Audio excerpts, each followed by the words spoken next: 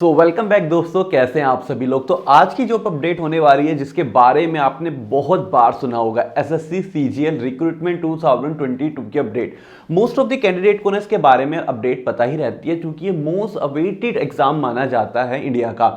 अगर आप सरकारी कोई भी एग्जाम क्लियर करना चाहते हो या आपको लगता है कि मुझे सरकार में एक पोजीशन चाहिए, तो ये वो पर्टिकुलर एग्जाम है जहां पे आपको एक रेपुटेटेड बी और सी ग्रेड की जॉब मिलती है। तो मतलब इस एग्जाम के बारे में ऑलमोस्ट में 100 में से 90% ऑडियंस को पता रहता है। तो इस एग्जाम की नोटिफिकेशन की डिटेल तो मैं आपको देने वाला हूं, एज वेल एज जो एग्जाम पैटर्न होता है ना, क्योंकि काफी सारे लोगों ने एसएससी सीजीएल तो सुना है, पर एग्जैक्टली एसएससी सीजीएल क्लियर कैसे होता है। यस, और एसएससी सीजीएल क्लियर का जो एग्जाम पैटर्न होता है उसके साथ जो आपका सिलेक्शन का परसेंटेज होता है वो कितना होता है, वो बहुत ज्यादा इंपॉर्टेंट है। क्योंकि लोग ना ये नहीं देखते कि सिलेक्शन परसेंटेज क्या चल रहा है, वो यहाँ पे एसएससी सीजीएल के लिए एग्जाम की तैयारी करना स्टार्ट कर देते हैं। मैं अगर पर्सनली कहूँ ये चीज अच्छी है कि आप एग्जाम की तैयारी करें, पर आपको इतना पता होना चाहिए कि कंपटीशन का लेवल क्या है, और कंपटीशन का लेवल आप इजीली जज कर सकते हैं सिलेक्शन परसेंटेज को कंसीडर करते हुए। तो सारी चीजें डिटेल में डिस्कशन करने वाले हैं, तो वीडियो को लास्ट तक जरूर देखिए और एडवांस में लाइक कर दीजिए। तो चलिए स्टार्ट करते हैं। तो welcome back to PSU and government job vacancy result. मैं सचिन चौहान आपके लिए लेके आ चुका हूं एसएससी सीजीएल रिक्रूटमेंट 2022 की अपडेट।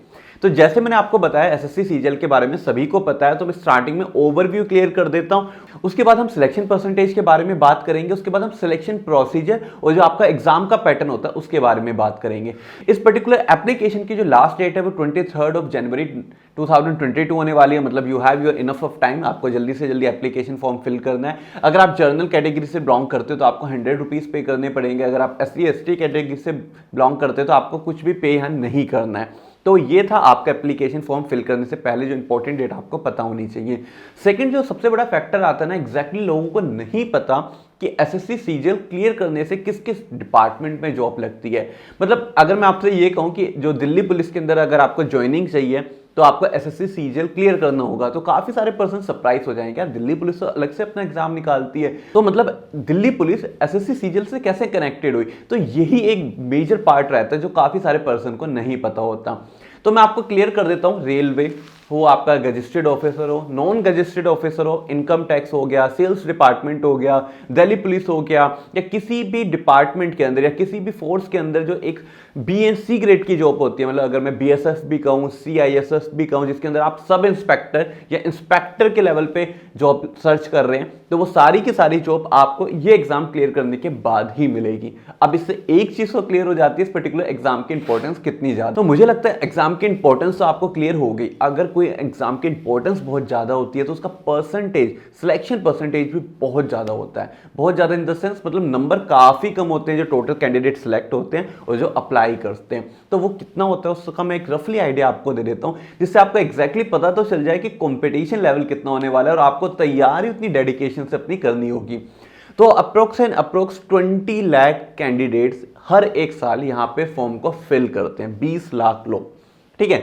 20 लाख में से अप्रोक्स 15 से 14 लाख कैंडिडेट ऐसे होते हैं जो एग्जाम देते हैं। Rest of the candidate exam नहीं देते, बहुत से कैंडिडेट 2 बार फिल कर देते हैं, तो बहुत बड़ा डिफरेंस यहाँ पे देखा जाता है। तो फॉर एग्जांपल 15 कैंडिडेट यहाँ पे आपके एग्जाम देते हैं, और ये जो मैं डाटा आपको दे रहा हूँ ये एग्जैक्टली नंबर नहीं है, इट इज अ रफली आइडिया। पर हाँ, पिछले 2 से 3 साल में जो डाटा है उसको एवरेज करके आपको ये डाटा दिया जा रहा है। फॉर एग्जांपल 15 लाख यहाँ पे कैंडिडेट देते हैं, जो इसका एग्जाम पैटर्न है उसी से आपका सिलेक्शन परसेंटेज भी क्लियर हो जाएगा। तो इसका एग्जाम पैटर्न इस तरीके से होता है, आपने फॉर्म फिल करा, आप पहला एग्जाम दोगे जिसे हम प्री एग्जाम बोलते हैं, जिसके अंदर आपसे 100 क्वेश्चन पुटअप किए जाते हैं और आपको कंप्लीट करने के लिए 60 मिनट मिलते हैं। 200 नंबर आपका मैक्सिमम स्कोर होता है, जहां पे आपको मैक्सिमम स्कोर करना है। और जो ये 100 क्वेश्चन आपके होते हैं, इनके अंदर 4 सब्जेक्ट होते हैं आपके, जिसके अंदर आपका रीजनिंग हो गया, मैथ्स हो गया, इंग्लिश हो गया और GS हो गया, आपका बेसिक। और लेवल ऑफ एग्जाम जो होता है वो काफी अच्छा होता है, क्योंकि यहाँ पे ग्रेजुएशन कैंडिडेट और अंडर ग्रेजुएट भी अप्लाई कर सकते हैं। ये भी कमेंट काफी ज्यादा बार आता है, हम अंडर ग्रेजुएट कैंडिडेट है, क्या हम अप्लाई कर सकते हैं? Definitely you can apply.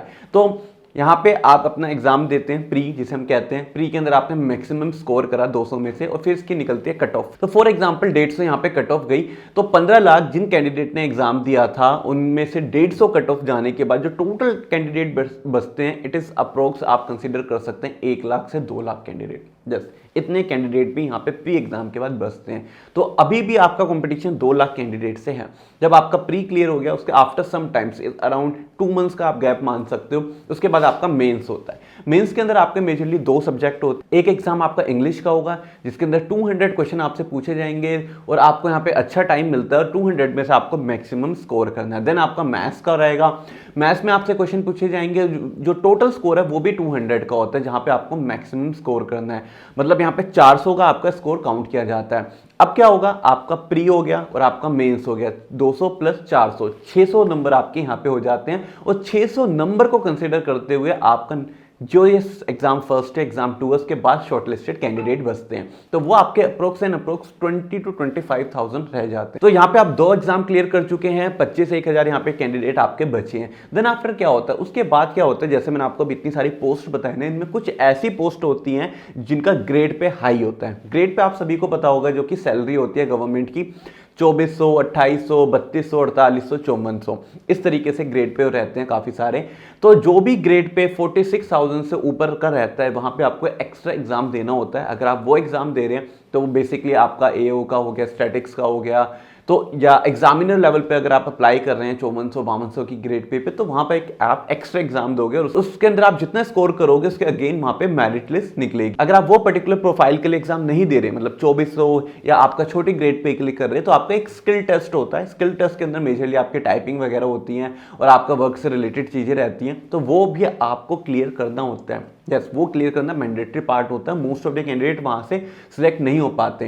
तो क्या हुआ, जैसे 24-25 हजार कैंडिडेट आपके बच्चे जिन्होंने क्लियर कर दिया वो आगे आ जाएंगे, जिन्होंने क्लियर नहीं करा उनका सिलेक्शन वहां पे रुक जाता है। तो फॉर एग्जांपल यहाँ पे 22 और 21 हजार कैंडिडेट बच जाते हैं। आपको क्लियरली बता रहा हूँ, मोस्ट ऑफ द कैंडिडेट यहाँ पे कंप्लीट कर ही लेते हैं। देन आफ्टर क्या होता है, टोटल नंबर ऑफ जॉब कितनी है, 6000 या फॉर एग्जाम्पल 8000। तो अब टॉप से मेरिट लिस्ट लगती है टॉप कैंडिडेट की।